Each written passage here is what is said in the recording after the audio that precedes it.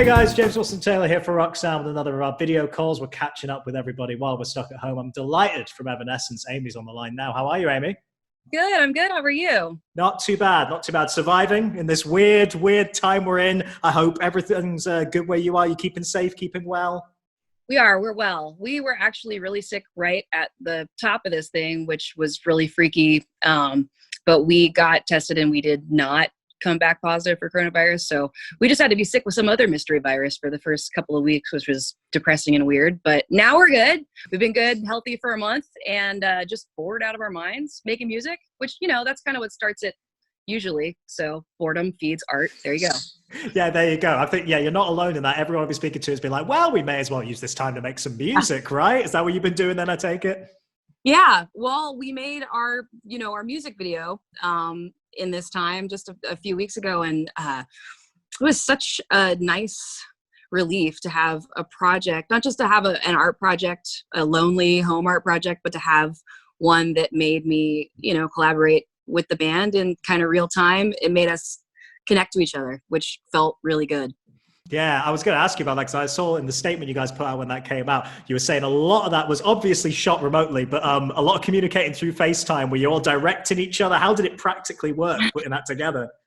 More like just like emailing, and well, we all started with a basic set of just general suggestion kind of ideas, like making coffee, taking a shower, drinking wine, whatever, things that we're all doing that are kind of the same thing. But then there was a lot of stuff that was really just natural. The main idea and the main point and the thing that we were trying to capture was just our real lives, not acting in the moment. So our spouses and boyfriends and whoever, just helped us by kind of trying to catch us when we weren't having our guard up and having all our makeup on and all those things, which was funny and also really sweet, because it just let it be a family project for everybody, which was even more helpful in that moment. Yeah, and then we just smashed each other's shots. So after that, it was like, oh, here's what I got. Look at this cool thing. When I put my phone on the piano, it made this neat reflection shot. And then, Troy tried to get a cool, similar looking thing. So the idea was to show like the link visually between us, even though we're far away.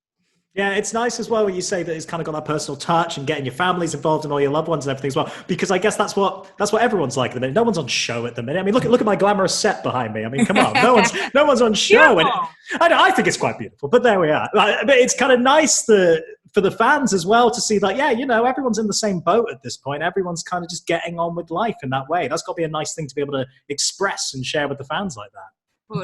Totally. I've been enjoying that coming from different places where I don't usually see it too. We were watching Stephen Colbert, his show, and it was so funny. I forget which episode, but it was like just him in his house and stuff kept going wrong and his son was like filming, and it was just so sweet. It was one of my favorite ones I'd ever seen. It's kind of cool to get a look like that at what people are really like. Yeah, really cool to see. Really cool to see. And let's talk more about this new music then, because how exciting! Brand new single from you guys, "Wasted on You." I really like it. First of all, let's get that out of the way. Where did that one in particular come from? I know you guys have obviously been writing for a while, and we'll get onto the album and stuff. That particular track, how did it come together? I started that one on I think it was New Year's Eve. It was either New Year's or the day before. Just got the initial idea going. And I've been going through a time more recently where I'm trying to break my habits that I've developed over the years, writing and performing. Just you get in a way where you're like, okay, this is what works for me. This is the formula. This is where I sit. This is what I do. And that kind of makes you gravitate towards the same things and makes everything kind of sound the same, which can be frustrating. And I have developed a habit of starting to kind of track at home to where it sounds pretty good early on before I have lyrics or a completed melody idea, even just like chord progressions and stuff. Just like I start recording because now, we have the technology to make it sound pretty good at home. And that's cool. That's wonderful. But sometimes it's kind of a trap because then I start getting trapped by really liking something that I hear, and then it's harder to change it. And it's like, well, is this just because I've been listening to it too much? Or I don't know. It's just, you get too far down the rabbit hole of production sometimes. So with this particular song, I broke that habit. I was sitting out on my porch and just like singing to myself, and had the melody first, which isn't normally what I do. And I didn't go and record it for 2 days. I just kept driving around in my car and sitting on the porch and singing it and changing it and writing all the words like to the chorus until I finally was like, okay, I have a killer chorus. I'm going to go put that down now. And then when I shared it with the band, we all came together like less than a month later and jammed it out together, and they made it what it really sounds like, as far as all that cool power and rhythm and tempo and parts and riff. And I love the way that it turned out. I couldn't have done that by myself. And then we wrote the bridge together, which is my favorite part too. Oh, that's cool. Yeah. Bit of a mix in terms of writing styles then. That's kind of interesting. You're kind of breaking these habits and stuff. Going into the album, did you find you were trying to challenge yourself in that way as well, breaking these habits? Yeah.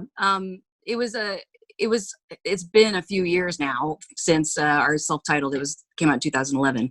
But that time I was kind of trying the same thing of like, okay, how do I break my old cycle? And we really, really, for the first time as a band, started actually just jamming in kind of a live setting with no tools, just our instruments, me at the keyboard, the guys at the guitars, and jamming in a circle and having to come up with ideas on the spot, which was super uncomfortable for me at the time. And it led us to an album that was really more well suited to live, and that we all really loved a lot because we made it thinking about playing it. So that we haven't done a ton when it comes to the history, of me making music in this band. So we've done that again this time for some of the songs, but I want them all to kind of be different. Like I'm very comfortable in my kind of home bases, coming up with an idea sort of by myself or with one of the guys or maybe two, like in front of the piano and the Pro Tools and the keyboards. And we just sort of like jam out and make a demo. And then I start doing lyrics and stuff later. So we're now, I'm glad that we've done some change ups, because now we're in a moment where we kind of have to work that way. So yeah. I'm sort of starting certain ideas by myself, and then we play postal service. We just have a folder online that everybody throws ideas into, and it's like, hey, check this out. And then somebody's like, ooh, I did this to it. It's like, you guys, this is way too high for me. We have to take it down a half step. And then it goes on and on from there until we can get together. So it happens all kinds of ways. You just got to let it flow. Yeah, it's nice that we've got technology in this strange time at the very least, because you're not the first person I've spoken to where they're in the middle of writing an album while all this is going on. You've kind of got to find ways around it like that. Yeah, kind of crazy times. I read a while back, this is going a while back now, but when you were starting work on the album and you were kind of hinting at it with fans and stuff, I think the exact phrase was dark, heavy vibes. Is that where we're at musically now? Because it sounds like you're wanting to try lots and lots of different things in there. How's it kind of sounding as a whole, the record? It's hard to sum up. I don't think you could sum it up just by saying that. In our first sessions that we did where we were writing together, definitely we were focusing mostly on just raw and heavy, because we just come off of synthesis and we were just dying to kind of document our sound as a group. Which is cool, and we needed it, and it's healthy, and it is a part of this album for sure. But it's going to be more of a full palette than just that. I think it's been a really long time since we put out a full new album, so it's important that we kind of do it all and use all of the parts that make up our sound, if that makes sense. So we are still writing, and it's not all down, so it's hard to sum it up. But what we have so far, it's going to sound stupid. Do you ever play Trivial Pursuit? I do play Trivial Pursuit. Oh, yeah. Okay. Like the board game? Yeah, like the board game, of course. Yeah. Is there another version of Trivial Pursuit? So when we were first talking about concepts, one of the things that I said that I wanted was you remember that that circle, like it's like a pie? Got to collect the pieces, yeah. Yeah. And so the colors are separated into like high contrast extremes. I don't know how much it'll really come true, but one of the things that we've been kind of aiming towards is taking the elements of what maybe are things that make up our sound and try to separate them and give each of them their own space. So some of the songs don't have strings and are fully rocking and heavy. And then some of the songs might be really an electronic zone, and something might be more on the orchestral side. But overall, definitely coming off what we just came off of, it's going to be a rock record. But I want to be able to give that color wheel and sort of do a deconstructed Evanescence, if that makes sense. Deconstructed Evanescence. That's a nice way of looking at it. Yeah, but coming together in that little pie, holding all the pieces together. It works well. It's a good metaphor. I like that a lot. You've mentioned, of course, the Synthesis Project, which was so huge, and of course, such a kind of ambitious thing, and reworking all this stuff, and very, very successful. I'm just wondering, now that you come onto the first new material, like you say, in a few years, what were the lessons you took away from that and playing with the grander instrumentation and reworking songs? What were the lessons from there that have fed into working on new material again? One thing that really inspired me about that whole project was that tightrope feeling of knowing that things might totally not work and fall apart at any given moment on a live show. Because that was our first time like performing a show with a live orchestra, which was incredible and scary. Every night was a different group of musicians. It wasn't like we were on tour with the same group. So one of the things that was really brave about it was just trusting these people to do a live performance when, we get a sound check, but with the exception of maybe 4 songs, we hadn't played any of those songs with that particular group. We were just doing it live in front of the audience for the first time. And that is something that I would have been super uncomfortable with, to the point of not doing it 10 years ago. I don't want to call myself a control freak, but I like to practice. I like to really know what's going to happen before it happens, and it helps me not be nervous. But I had to break that with Synthesis, and it felt so good to be so alive and real in that moment in front of an audience, and I loved it. And I think it boosted all of us as far as confidence because we did it.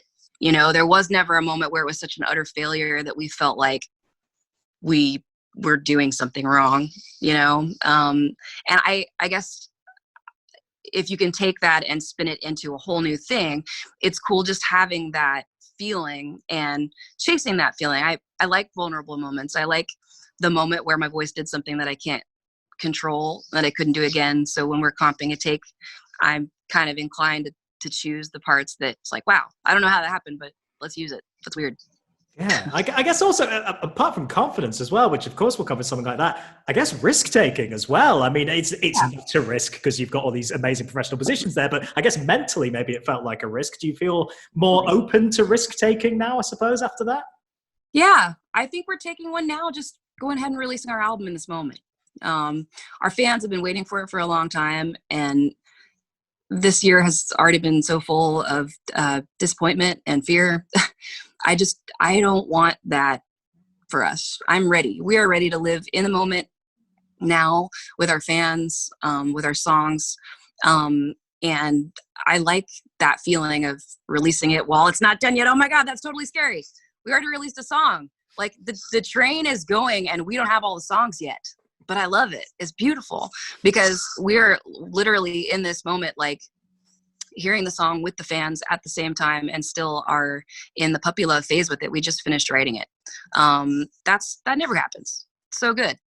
Yeah, it's so cool. And again, I guess it's back to what we were saying about the video and everything and showing that vulnerability. I think we all need music right now. Surely that's kind of a basic thing, right? I do. Yes. Yeah. 100%. No, I'm glad you guys are cracking on with that. In terms of the rest of lockdown plans, what a phrase. But in terms of what's happening now and everything, you see all these bands, of course, trying various live stream stuff, finding ways to connect with the fans in that way. Of course, you've dropped the single now. Have you guys been talking about ways to maybe keep things going as we anticipate the new album? I, 2 days after it came out, it felt really good just to release something. And then a couple days after it came out, I got that fire feeling of like, we better hurry up and finish the record. And also just inspired, like, hey, we can do this. People like it. This is going to be good. So I put myself right back into writing more songs. And we're working on another one now. So that's kind of where I went. As far as like sharing on the spot, like what can we do next? I don't know. It felt really good to do that video. And I would love to do something like that again if we need to. If we're still in that spot when it's time for the next one, we'll have to think of a new idea, but I want to still be able to think of something, some kind of a way to create a visual that's something more than like a lyric video, you know? Yeah, it's a cool idea and worked well. It'd be nice to see more stuff like that. 100%. Yeah. It works really, really well. Last question then I'll leave you on. Of course, one of the few things we do know about the album is the title, The Bitter Truth. Very intriguing, very provocative cover as well. Talk me through that title decision. Why is it called The Bitter Truth? Honestly, the name itself, as the lyrics have started to form, and just my feeling in this moment in general, there's a big theme of disillusionment for me. Just growing up and seeing that fairy tales aren't really real, and it's hard to be grown up. It really is, because somebody else isn't in charge. Like, we really have to be able to go make our own decisions, find out our own information, protect ourselves. People die. We're all going to. Like, there's no magic castle. So that sounds like a lot of doom and gloom when I say it, but there's a choice to accept that truth and live in it and embrace it and choose to live and choose to live in the moment. And the choice to just give up. And there's a struggle there, but my choice is most definitely to take that pill. Wow. What an appropriate sentiment for now as well. I think very, very well said. Yeah, amazing stuff. Amy, it's a real pleasure chatting with you. We can't wait to see you in the UK when all this madness is over and for shows and all that stuff. Me too. And yeah, in the meantime, stay safe and love to the rest of the guys and everything. Thank you. You too. All right. Thanks so much, Amy. Everybody.